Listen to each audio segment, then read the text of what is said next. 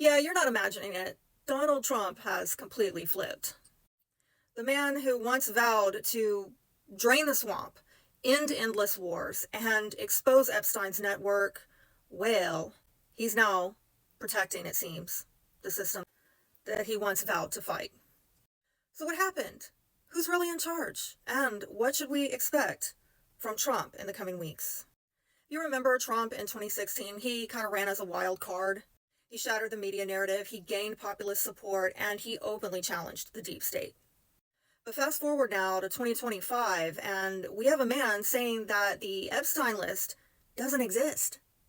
And he's talking about giving amnesty to illegals, or what he calls a work program. Well, might as well be the same thing, same outcome.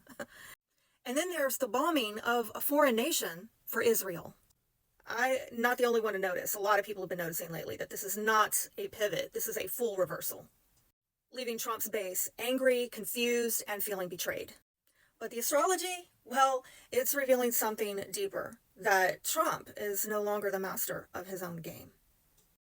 Astrologically, it could be argued that Trump is under siege right now with Neptune and Saturn in his eighth house. This eighth house is a house of shadow, of deals, of power entanglements, and even spiritual debt.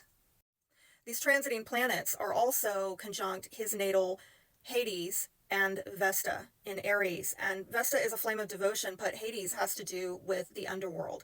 The translation here is that he's bound by some silent contracts to powerful backers. These are not just financial backers, okay? These are arguably what some might call a shadow priesthood of war, finance, and technocracy. Remember, he's surrounded by figures like Howard Lutnick and Zionist billionaires with deep ties to the military-industrial complex. And while this is going on, he is also experiencing a Black Moon Lilith return in his fourth house, and this is triggering a karmic storm around betrayal, taboo truths, and shadow feminine forces. Yeah, this probably involves the Epstein scandal, which he now dismisses as fiction. The astrology is telling us pretty clearly that Trump is not steering the ship. He's a symbolic front for an ancient, complex machine, one that doesn't mind using messianic figures, heroic figures, savior types, and then discarding them when their usefulness ends. So in the next 30 to 45 days, let's talk about what's likely coming as Mars in Libra moves into Trump's second house, setting off his natal Neptune, Chiron, and Jupiter, while directly opposing this collection here of energies, namely Saturn and Neptune in his eighth house. This is triggering money houses, so we could be seeing some financial betrayals. I would expect some shifts in economic and or immigration policy, and the shift would be toward likely serving the interests of globalists, I'm sorry to say. We could also see legal warfare break out. Some of it might really be hidden behind the scenes, but this would also be weaponized lawfare, and there could be some media leaks.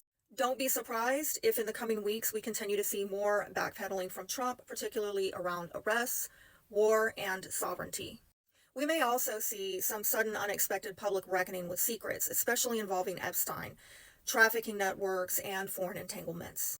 Here's the bottom line. What you're seeing out there in the public image, it may look like Trump, but what's behind that image or that brand is being rewritten in real time. Unfortunately, by forces he once pretended to fight, or claimed he would fight, whichever is the case. So if you're feeling betrayed right now, I don't blame you. I think that's the right response. You're totally within your right to feel that. The truth isn't in the news. It's in the symbols, it's in the patterns, and it's in the cycles. And it's showing us that Trump is not in control anymore. But if you understand who is, you can see what's coming next. If this hit a nerve, please follow me for more astrology that they don't want you to decode.